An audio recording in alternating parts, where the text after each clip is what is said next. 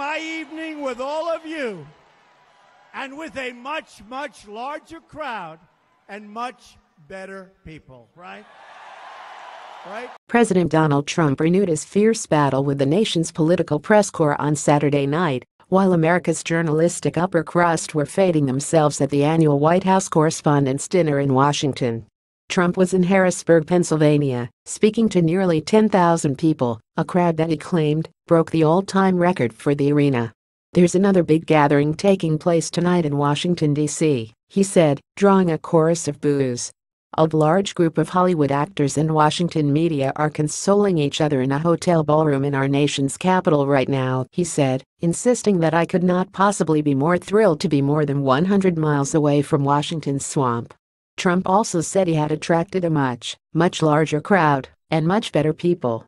Reporters from CNN and MSNBC, outlets that have historically been antagonistic toward the president, would actually rather be here instead of at the dinner, he said. "They would love to be with us right here tonight. But they're trapped at the dinner, which will be very, very boring.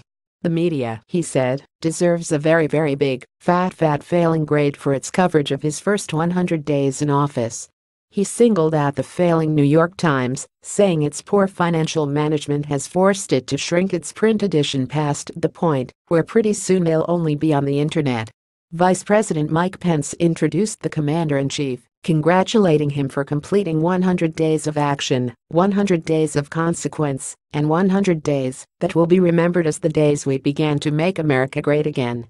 Pence blamed left-wing activists and their willing allies in the media for ignoring the facts and spreading that fake news.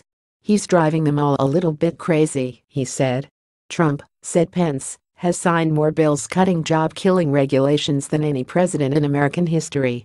And thanks to President Donald Trump, ISIS is on the run in Iraq, in Syria and Afghanistan, and we will not rest until we destroy ISIS once and for all. Before arriving at the farm show complex, the president visited a nearby tool manufacturing company for a run-of-the-mill photo op, signing a pair of executive orders.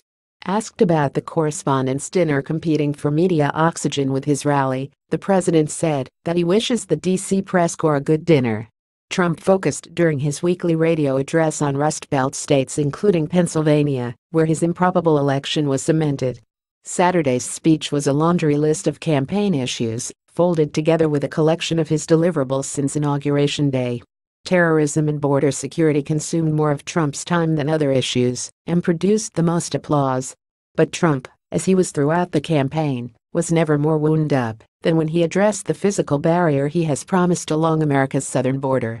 The president has framed his proposal for an impenetrable wall between the U.S. and Mexico as a deterrent to both drug smugglers and human traffickers, and took credit Saturday night for already slowing down both illicit trades.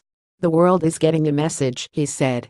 "If you try to illegally enter the United States, you will be caught and detained, deported or put in prison. And it will happen." But Democrats, Trump complained, have thrown tacks in the road as he's tried to secure funding for his wall.